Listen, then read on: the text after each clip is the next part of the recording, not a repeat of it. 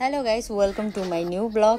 आज चाहिँ म हजुरहरू समझ चाहिँ अलिकति सरी माग्न चाहन्छु किनभने मेरो आजको यो ब्लग चाहिँ अलिकति ढिलो पोस्ट गरेको छु। मेरो आफ्नै काम व्यस्तताले गर्दाखेरि सो देखिसक्नु भयो आज म कहाँ गएको छु भन्ने कुरा चाहिँ भयो होला। आज चाहिँ म मेरो साथीको घर गएको छु किनभने आज मेरो साथीको बर्थडे परेको छ। हामी चाहिँ हिजो पनि उसको घरमा गएको छु। मैले योभन्दा अगाडि भिडियो पोस्ट गरेको छु। हिजो चाहिँ मेरो साथीलाई मेरो आफ्नो हिसाबले दही चिउरा खुवाउन गएको थिएँ। अलिकति सरप्राइज जस्तो टाइप पनि गरेर किनभने उसलाई थाहा थिएन। सो आज चाहिँ उसले इन्भाइट गरेको भएर हामी गएको छौँ। सबैजना उसको फ्यामिलीहरू साथीहरू सबैजना आउनुभएको छ। सो हाम्रो आजको प्रोग्राम रहेको छ दही चिउरा खुवाउने प्लस बर्थडे पनि यही टाइममा सेलिब्रेट गर्ने भन्ने कुरा। सो अब हाम्रो स्टार्ट भइसकेको छ, देख्न सक्नुहुन्छ सबैजना जम्मा भइसकेको छौँ। हामी बसेको छौँ वरिपरि। हाम्रो केक पनि रेडी भइसकेको छ। ह्याप्पी बेबी सावर यो चाहिँ मेरो साथीको अरू साथीहरूले ल्याउनु भएको हो। सो हाम्रो खानेकुरा देख्नुहुन्छ ओ माई गड कति धेरै छ। यो चाहिँ सबै हाम्रो अम्बिका दिजूले बनाइसकेको हो। चाहिँ सानो नानी पुच्चु हाम्रो दिजू अनि अनिल भाइ भनौँ कि दाइ भनौँ अनि मेरो राजा त्यहाँ पछाडि गरेर बसेको उहाँ चाहिँ मेरो हस्बेन्ड हो, मेरो बुढा सबैलाई थाहा छ। अनि मेरो साथीको साथीहरू उहाँ चाहिँ मैले आज नै चिनेको हो। अनि हाम्रो चाहिँ अब स्टार्ट हुन्छ। मेरो भाइ प्यारो भाइ मेरो भाइ सिंगल हो, कोही गर्लफ्रेन्ड छ भने सम्पर्क गर्नु होला। भइसक्यो ल ए हजुर पनि सिंगल हो।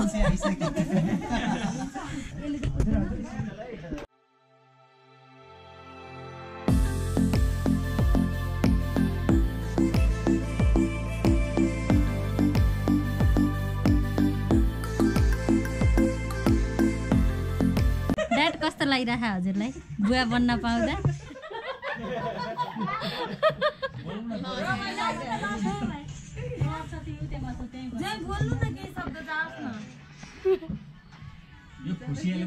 मौसममा केही जाओस् न म त केही म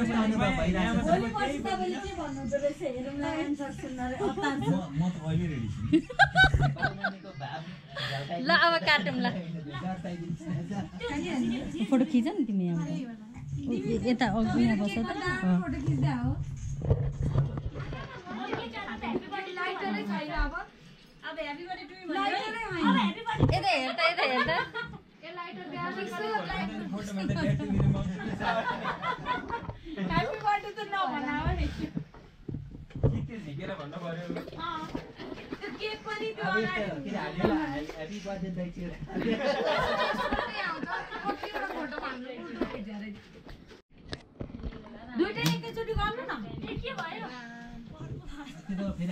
ल ह्याप्पी बेबी सावर।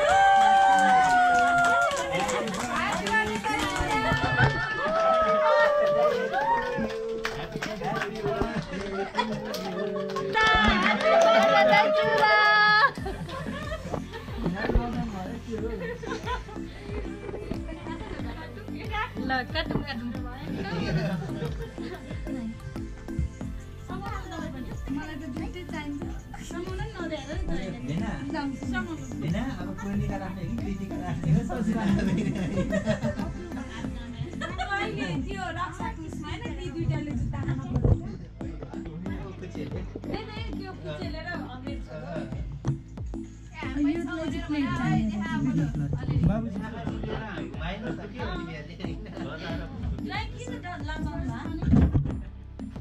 ओ प्लेस होइन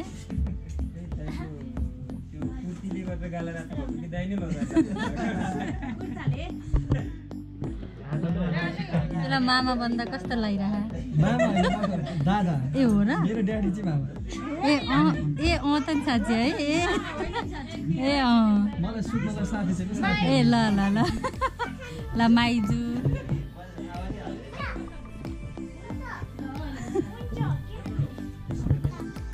दिदीको च्यानललाई चाहिँ सब्स्क्राइब गरिदिनु। ए छ पर्मिसन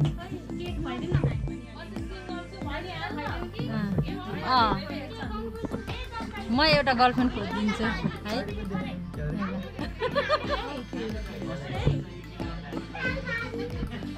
सकेसम्म बितिङमा लानु भयो हुन्छ मलाई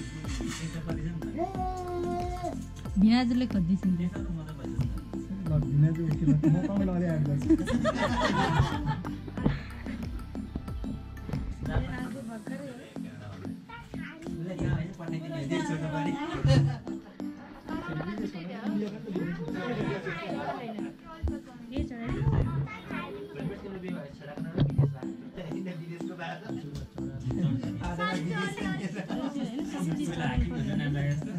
हो त्यति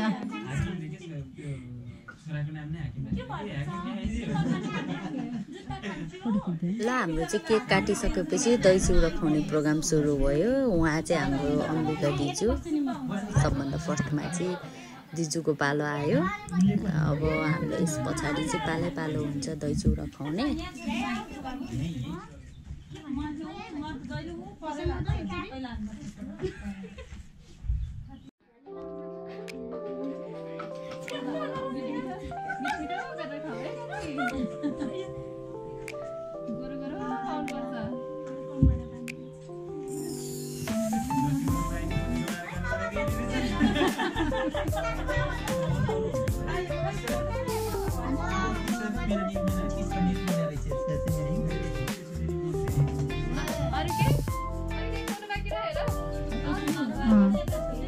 जुत्ता त्यसै रह्यो नि त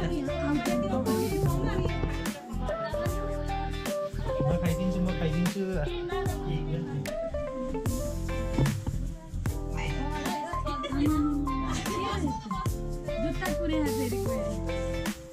अहिले नै केक पनि खाइदियो भएन अब केक चाहिँ एकजनाले मात्र हो नि खाइदियो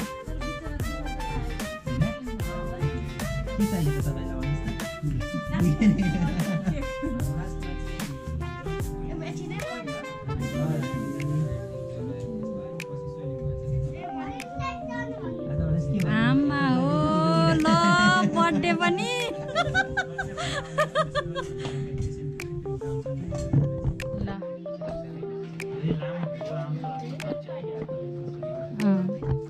हेर्नु चाहिँ पर्यो कि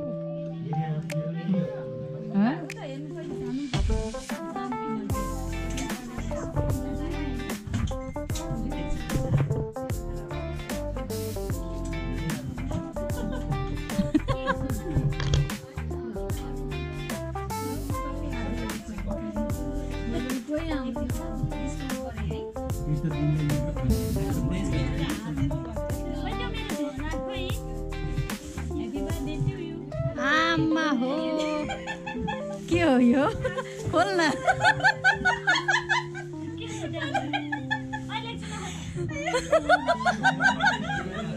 को हानी मोमो के छ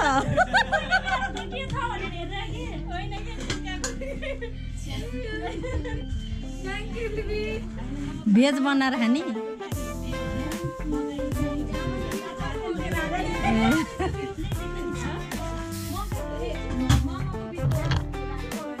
ल खोइ को हो अब दही चिउरा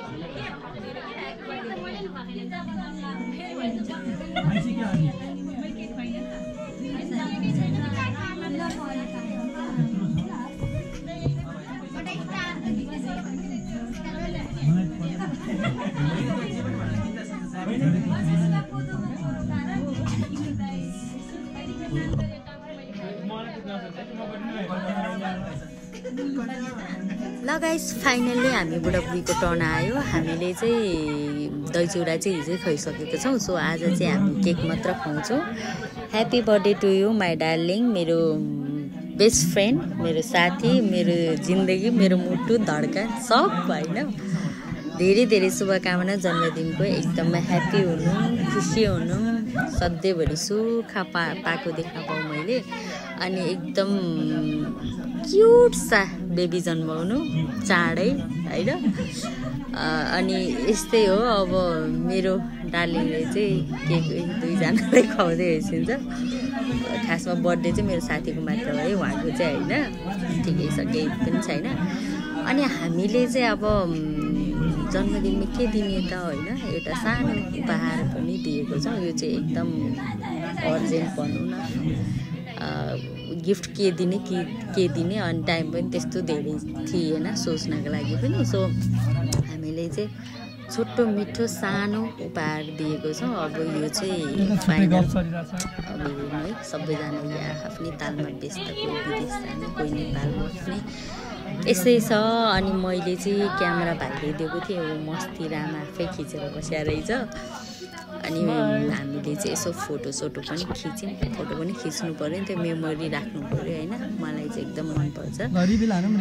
अनि गिफ्ट अहिले नै खोल भन्यो साथीलाई, खोल्दैछ। हेरौँ अब कतिको खुसी हुन्छ, एक्साइटेड कतिको हुन्छ, आई डोन्ट नो, हेरौँ होइन।